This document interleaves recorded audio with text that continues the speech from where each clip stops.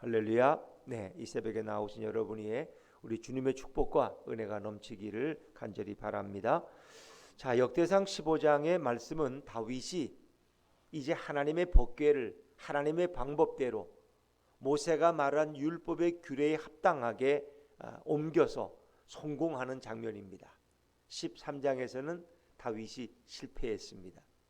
그래서 다윗이 하나님의 궤를 예루살렘으로 옮기려고 그렇게 시도했다가 우사라는 사람이 하나님의 언약궤가 소가 움직일 때 수레에 모시고 오는데 소가 움직이니까 그것을 붙들었다가 결국은 우사가 하나님이 충돌하셨다. 그래서 베레스 우사라는 지명이 됐는데 그가 즉사해버린 이런 불행한 일이 있었죠. 다윗은 자신에 대해서 비통해하고 정말 하나님 앞에서 큰 충격을 받습니다.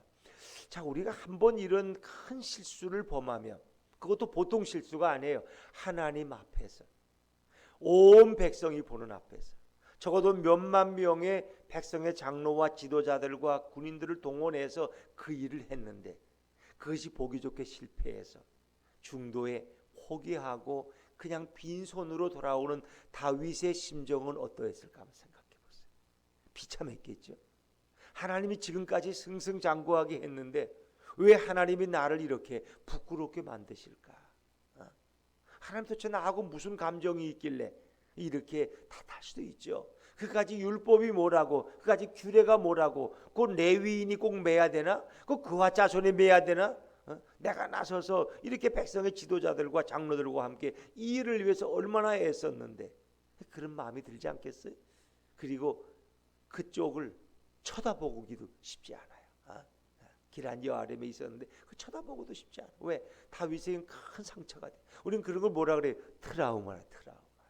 그래서 물에 가서 어릴 때 한번 이렇게 그런 일 경험한 사람은 평생 물에 안 가요.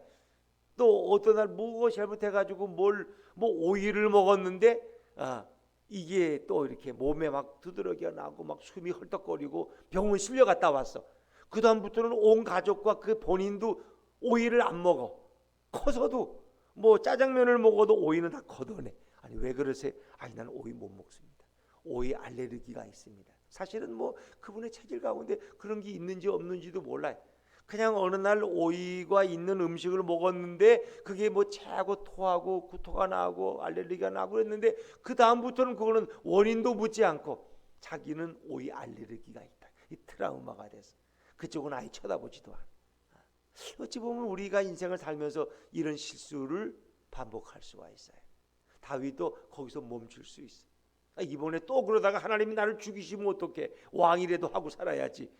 백성 앞에 두 번째 이 부끄러운 일을 당할 수는 없잖아 하고 자신도 뭔가 본인이 못마땅하지만 하나님에 대해서도 원망감을 가지고 이렇게 인간이 살아갈 수 있어요.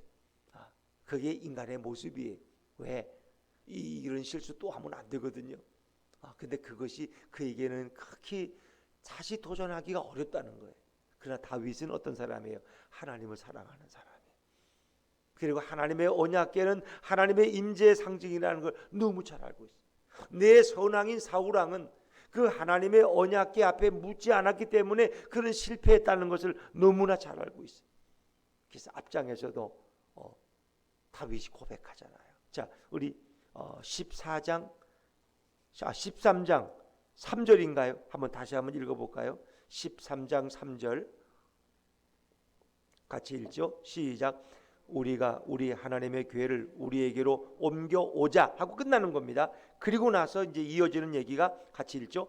사울 때에는 우리가 궤 앞에서 묻지 아니하였느니라 하매. 이렇게 해서 하나님의 궤를 옮겨오자 라고 그리고 말하기를 사울 왕 때에는 우리가 궤 앞에서 묻지 아니하였느니라. 이 사울 왕은 하나님 앞에 묻지 않았습니다. 하나님의 궤 앞에서 그리고 하나님의 궤를 귀하게 여기지도 않았어요.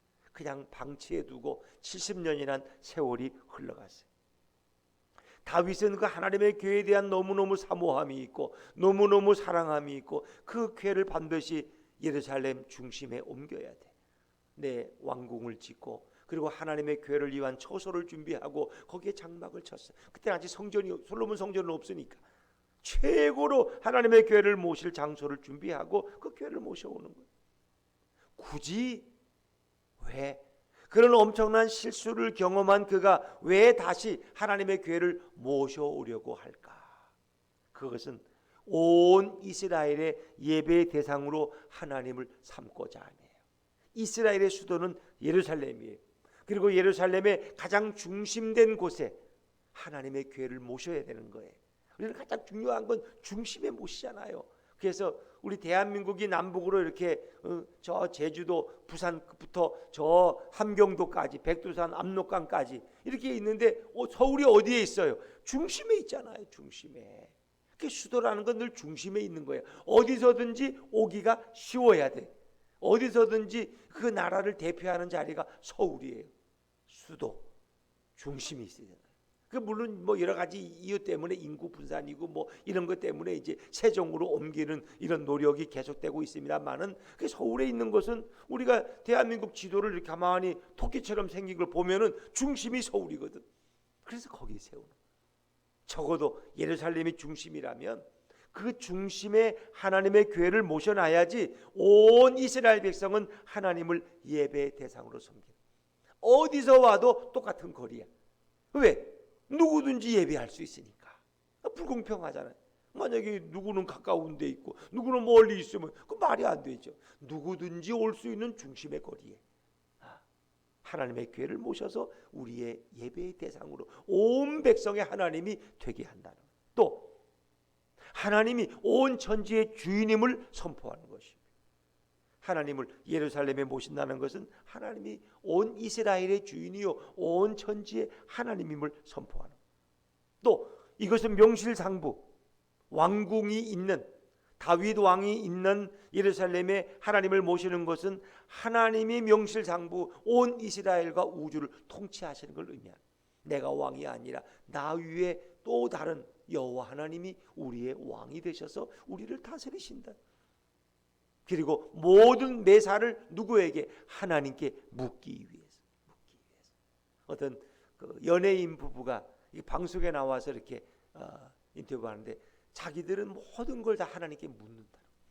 사사로운 것도 다 하나님께 묻고 공공연하게 이렇게 이야기. 우리 하나님의 허락을 받지 않으면 우리는 아무것도 안 합니다. 정말 하나님만이. 그런 고백하기가 쉽지 않잖아, 그죠? 어디 방송에 공개적인 같은 데서 저것도 미쳤나 저것도 뭐 하나님 중독자인가? 이렇게 생각해요. 그러나 그분들은 우리 삶에 엄청난 실수를 경험했기 때문에 이제는 그 실수 이후에는 하나님께 묻지 않고서는 아무것도 안 하기로 했어요. 묻을 때까지 우리는 기다린다는 거예요. 사울 왕은 하나님의 교회에 아무것도 묻지 않았기 때문에 결국은 실패한 인생이 되고 그 가문은 멸문지화를 당하고 이렇게 어려움다. 모든 것을 하나님께 묻기 위해서 그는 포기하지 않습니다. 트라우마가 돼서 그쪽을 쳐다보지도 않고 하나님 없이 살아가는 인생이 아니라 하나님을 수도의 중심부에 모시고 그분께 모든 것을 묻는. 그래서 다윗은 그 실패를 극복하고 다시 대도전에서 그는 성공적으로 하나님의 복귀를 예루살렘에 모신 줄로 믿습니다. 그러기 위해서 다윗이 어떻게 준비했는지 오늘 성경은 그것을 자세히 설명하고 있어요. 자, 15장 1절과 2절 말씀을 다시 한번 읽어볼까요? 15장 1절과 2절입니다. 시작. 다윗이 다윗성에서 자기를 위하여 궁전을 세우고 또 하나님의 궤를 둘 곳을 마련하고 그것을 위하여 장막을 치고 다윗이 이르되 레위 사람 외에는 하나님의 궤를 맬 수 없나니 이는 여호와께서 그들을 택하사 여호와의 궤를 메고 영원히 그를 섬기게 하셨음이라 하고. 이절에 분명한 고백이죠. 레위인으로 하여금 하나님의 궤를 옮기도록 하나님이 정하셨다는 거예요. 영원히 그를 섬기게 레위인을 지정하셨다는 거예요. 그걸 아주 명확하게 그는 깨닫습니다. 그리고는 이제 레위 지파들을 다 모아서 이제 그들이 여호와의 궤를 메어 올리도록 그렇게 하는 거예요. 3절 말씀은 3절 4절 제가 읽죠. 다윗이 이스라엘 온 무리를 예루살렘으로 모으고 여호와의 궤를 그 마련한 곳으로 메어 올리고자 하여 다윗이 아론 자손과 레위 사람을 모으니. 사실 아론 자손도 다 레위 출신이죠. 아론은 대제사장의 가문이고, 그리고 레위 사람들을 다 모았어. 그래서 5절부터 쭉 나가는 말씀 11절까지는 각 그 레위 지파의 각 자손들, 그앗 자손 중에서, 6절은 무라리 자손 중에서, 7절은 게르솜 자손 중에서, 8절은 엘리사반 자손 중에서 지도자 스마야와 그의 형제가 200명이요, 9절은 헤브론 자손 중에 지도자 엘리알과 그의 형제가 80명이요. 다 레위의 후손들의 이름이에요. 레위 지파 전 어른들과 그 형제들을 다 모았어요. 그래서 그들이 이 법궤에 모시는 일을 그들이 담당하는 거예요. 11절에 보니까 다윗이 제사장 사독과 아비아다를 부르고 그랬습니다. 대제사장들이 다 동원되고 백성의 지도자들이 다 동원되는 거예요. 자, 그러면서도 또 다윗이 이제 뭐라고 설명합니까? 자, 우리 13절부터 15절까지 한번 잘 읽어보세요. 13절부터 15절입니다. 시작. 전에는 너희가 매지 아니하였으므로 우리 하나님 여호와께서 우리를 찢어졌으니 이는 우리가 규례대로 그에게 구하지 아니하였음이라 하니, 이에 제사장들과 레위 사람들이 이스라엘 하나님 여호와의 궤를 메고 올라가려 하여 몸을 성결하게 하고, 모세가 여호와의 말씀을 따라 명령한 대로 레위 자손이 채에 하나님의 궤를 꿰어 어깨에 매니라. 그랬어요. 우리가 규례대로 구하지 아니했기 때문에 이렇게 하나님이 우리를 찢으셨다. 그리고 이제 너희의 몸을 성결하게 하고 레위 자손이 채에 하나님의 궤를 꿰어 어깨에 매니라. 하여튼 레위인들로 하여금 이 일을 하게 하는 거예요. 이제 하나님의 율법 말씀 그대로 지키는 거죠. 그 규례대로. 자, 그리고 그것으로 끝나는 게, 하나님의 언약궤를 예루살렘으로 모시는데 그 엄청난 악대, 성가대와 찬양단과 악사들이 총동원됩니다. 그래서 16절부터 24절까지는 그 악사들의 이름, 찬양 지휘자들, 그리고 악기 연주자들, 그들의 이름이 쫙 열거됩니다. 참 놀랍죠.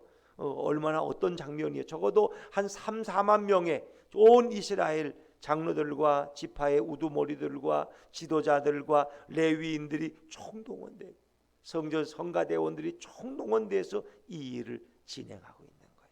자, 그 법궤를 옮기는 과정 속에서 하나님은 찬양받기를 원하시는 거예요. 그러니까 우리의 인생은 늘 하나님을 찬양하는 인생이 되어야 할 줄로 믿습니다. 자, 16절 말씀, 16절입니다. 시작. 다윗이 레위 사람의 어른들에게 명령하여 그의 형제들을 노래하는 자들로 세우고 비파와 수금과 재금 등의 악기를 울려서 즐거운 소리를 크게 내라 하매. 이게 레위인 중에 이제 악사들과 또 찬양 지휘자와 연주자들이 있죠. 이제 그들을 다 세우는 거예요. 우리가 이미 앞에서 성경을 말씀 이렇게 묵상할 때 그 솔로몬 성전에 도 그렇지만은 그 이전부터 하나님을 찬양하고 예배하는 자리에는 성가대 지휘자가 있어요. 지휘자. 그들이 누구냐? 헤만과 아삭과 에단이라는 사람들의 이름을 여러분이 기억할 것입니다.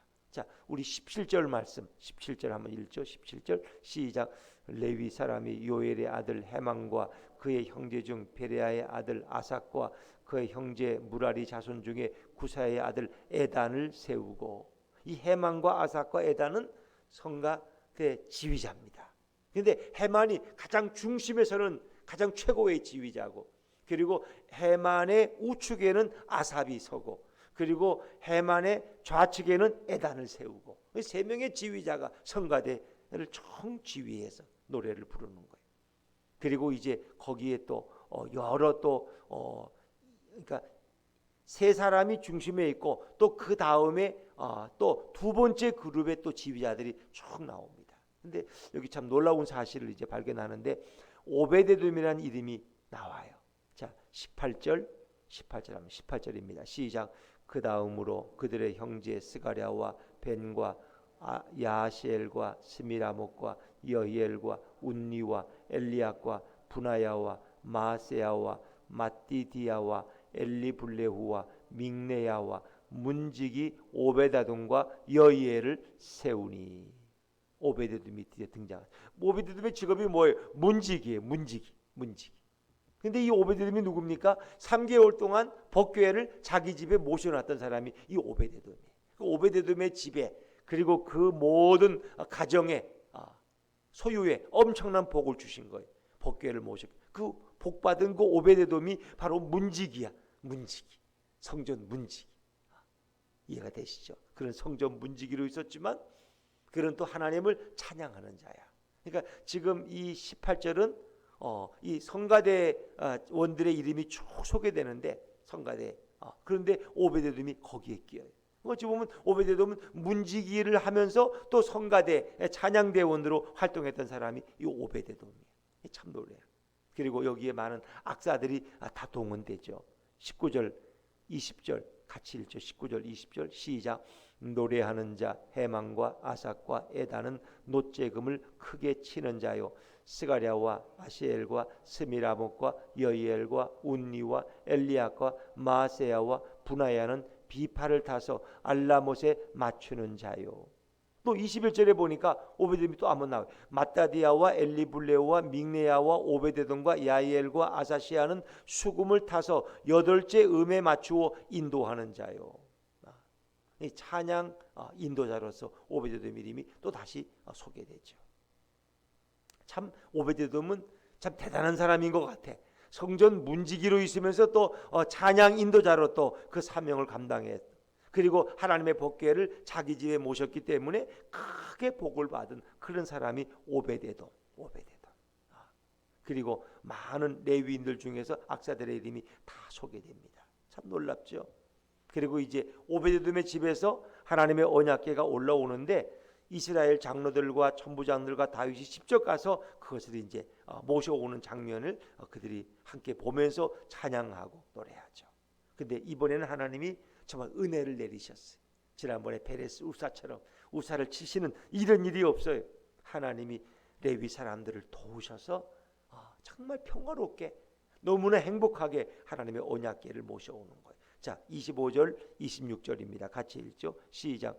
이에 다윗과 이스라엘 장로들과 천부장들이 가서 여호와의 언약궤를 즐거이 메고 오벳에돔의 집에서 올라왔는데 하나님이 여호와의 언약궤를 맨 레위 사람을 도우셨으므로 무리가 수송아지 7마리와 순양 7마리로 제사를 드렸더라.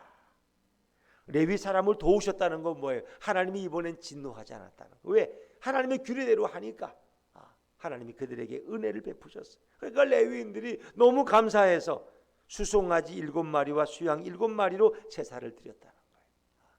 너무 감사해서 하나님이 그들을 도우셔서 정말 평화롭게 언약궤를 잘 모셔오게 했어요. 27절에 보니까 다윗은 배 에봇을 입었어요.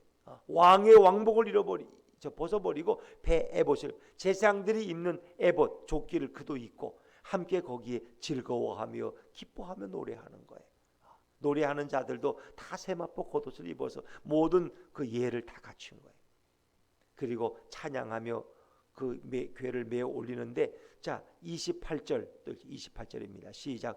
이스라엘 무리는 크게 부르며 불나팔과 나팔을 불며 재금을 치며 비파와 수금을 힘있게 타며 여호와의 언약궤를 메어 올렸더라. 이거 하나의 축제.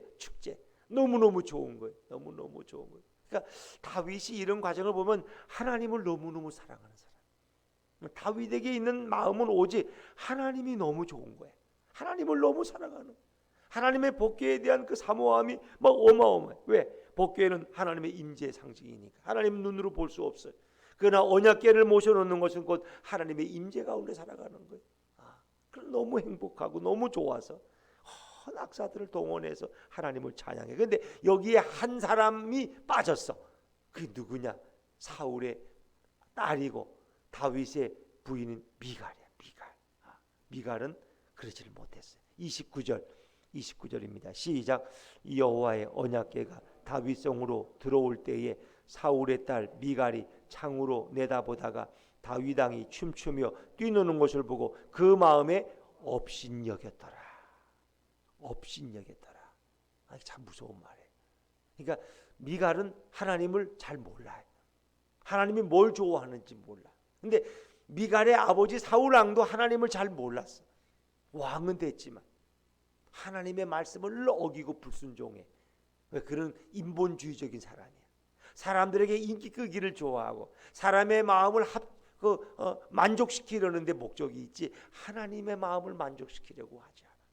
자기가 영광을 가로채고 하나님께 영광을 돌리지 않았어. 사울왕의 이름을 높이고 하나님의 이름을 드높이지 않았어요. 근데 그 사울왕과 똑같이 미갈도 마찬가지. 하나님의 언약궤를 모시는 그 즐거움과 온 백성의 감격을 미갈은 전혀 느끼질 못해. 창으로 그것을 창에서 내려봐. 우리가 이제 이 2층 3층에 사는 집들은 뭐 퍼레이드를 벌리고 무슨 도지사가 온다 뭐 대통령이 온다 그러면 막 주위에 이럴 때 그걸 위에 쳐다보면서 그냥 구경하는 거 생각해 보세요. 그 미갈은 그걸 내려보면서 다윗이 너무 좋아서 춤을 추는데 어느 정도로 바지가 내려갈 정도로 춤을 춰. 그렇죠? 사무엘하 6장에 보면 그러니까 미갈이 그걸 보고 채통이 없다고 저기 왕이 돼가 저 꼴이 뭐냐고 저 부끄럽게 저 바지를 다 벗어 던지고 저 부끄럽고 창피하게 하면서 그걸 업신여겼어. 근데 하나님이 그걸 알고 계셔. 사무엘하 6장 24절에 보니까 미갈이 어떻게 했어요? 저주를 받아가지고 평생은 아기를 낳지 못하는 여인이 됐어. 성녀가 됐어. 그러니까 아버지 사울이 하나님을 모르니까 그 딸도 하나님을 모르는 거야. 하나님이 뭘 좋아하는지 몰라. 우리는 유교의 영향을 받아가지고 예배를 거룩하게 남들이 속은 딴 생각을 하고 있어도 겉으로는 남들이 보기에 근사하게 아주 엄중하게 이렇게 예배 드리는 거 익숙해 있어. 근데 정말 그 마음이 겉처럼 속도 그렇게 아름다우면 얼마나 좋겠어. 속은 딴 생각하면 겉으로 보여. 위선적으로 회칠한 무덤처럼 남을 의식하고 하나님이 나를 어떻게 보느냐가 중요하지 옆에 있는 교인이 나를 어떻게 생각할까 이렇게 생각하고 이 잘못된 거야. 근데 우리는 유교의 영향이 강해가지고 제가 이렇게 한 20년 전에 미국에 가서 이렇게 여러 교회 이렇게 이제 둘러보는데 그 어느 교회 갔더니 그냥 예배당이 큰데 그냥 다 의자가 꽉 차서 앉지 못하니까 아이들이나 뭐 이런 젊은 청년들도 바닥에 누워서 예배드려. 그냥 누워서 그냥 이 카페트 바닥이니까 거기 누워서 성경책 펴놓고 그 누워서 보고 있어. 그리고 목사는 설교하고 그 우리가 그 용납이 되게 야 이놈의 자식아 어디 예배당에서 누워서 예배드리 못된 놈아 넌 그렇게밖에 못 배웠냐? 근데 아버지 집인데 뭐 어떠냐는 거야. 뭐 자식이 없으니까 바닥에 누워서 그냥 빙그러요. 누워서 벽에 찌대서 말씀을 듣고 하나님이 그걸 얼마나 기뻐하시겠어요. 얼마나 기뻐하시. 그 평안한 자세. 왜? 아버지 집에 왔으니까 얼마나 좋아. 그렇잖아. 그러니까 하나님을 아는 사람은 그러는 거예요. 하나님은 사랑의 하나님이시고 그 하나님을 사모하는 마음 때문에 아버지 집에 와서 뭐 자리가 없으니까 누워서 예배드리고 또 기스토미 비대해서 예배드리고 그러고도 기쁘게 찬양하고 그게 무슨 문제가 돼. 그런데 우리는 자꾸 유교의 영향이 많아가지고 마치 서당에 가면 반듯하게 앉아야 되고 고개도 돌리면 안 되고 뭐 이런 거에 너무 익숙해 있어. 그래서 자칫하면 권위적이 돼. 그래서 교회 이 장로님들이나 어르신들은 늘 권위적이야. 그냥 너무 목소리도 함부로 안 하고 권위를 다 무게를 잡고. 근데 그런 게 아니라 다윗처럼 그런 왕임에도 불구하고 너무 하나님을 사랑하니까 예배드리다가 눈물도 흘릴 수 있고 예배드리다 너무 좋아서 하나님을 찬양하는 춤을 출 수도 있고 너무 감격스러워서 목이 메어질 수도 있고 그렇죠. 또 말씀을 읽다가 너무 좋아서 그냥 너무 덩실덩실 춤을 추며 그 말씀을 붙들고 기도할 수도 있고 그런 자유로움. 그러니까 주님을 모신 사람은 이런 자유로움이 있는 거예요. 예수님과 동행할 때 그 즐거움과 행복 이것을 우리 모두가 경험할 수 있기를 주의 이름으로 축원합니다. 그런 한 번 실패했지만 그런 두 번 다시 실패하지 않습니다. 그리고 그 트라우마에 연연해하며 가슴을 쓰르며 살아가는 사람이 아닙니다. 뭐 죄송한 표현이지만 한 번 결혼에 실패할 수도 있죠. 그렇다고 평생 난 남자를 안 볼 거야 이제 혼자 살 거야. 그래서 굳이 그렇게 혼자 살 필요가 뭐 있어요. 더 좋은 사람을 만나니 더 행복하게 인생을 살아갈 수가 있는 거예요. 여러분 우리 인생에는 늘 두 번째 기회도 주시고 세 번째 기회도 주셔요. 이제 내 인생이 첫 번째 실패했다면 두 번째는 정말 하나님만을 잘 섬기면서 하나님의 뜻대로 내가 살아보리라 이런 마음. 어찌 보면 저도 이렇게 개척을 하면서 그런 마음이 있었어요. 뭐 그것이 실패한 인생은 아니지만 내가 처음 목회하면서 잘한다고 했지만 하나님 앞에 내가 온전하지 못한 게 돌아보면 너무나 많아.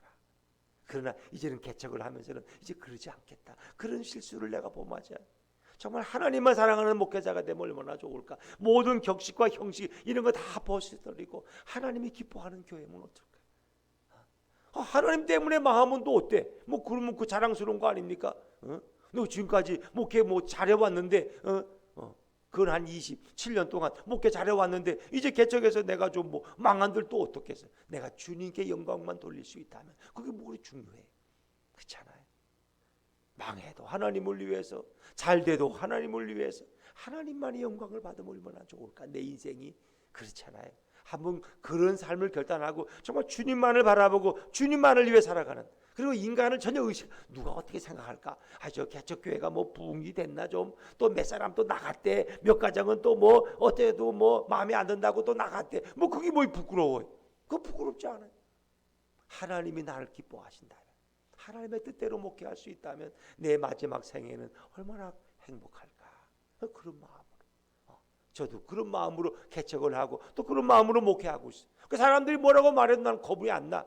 뭐 사람이 중요한가? 하나님이 나를 보시는 게 중요하지. 내가 하나님 앞에 잘못했다면 내가 하나님 앞에 벌을 받죠. 그러나 내가 하나님 앞에 바로 서려고 내가 몸부림치고 주님의 음성을 들려고 애쓴다면 사람이 뭐라고 말한들 뭐 그렇게 중요하겠어요. 그렇잖아요. 하나님이 나를 어떻게 보시느냐. 내 생의 마지막은 하나님만을 위한 그런 목회가 되면 좋겠다 하는 그런 마음으로 저도 목회하는 것이고, 여러분들도 아마 그런 하나님의 사랑받는 성도가 되기 위해서 새벽에 나오셔서 기도하지 않습니까? 정말 내 인생의 이 마지막은 주님 뜻대로, 주님 말씀대로 하나님께만 영광 돌리는 아름다운 생애로 살아가는 그런 결단이 우리 모두에게 있기를 주의 이름으로 축원합니다.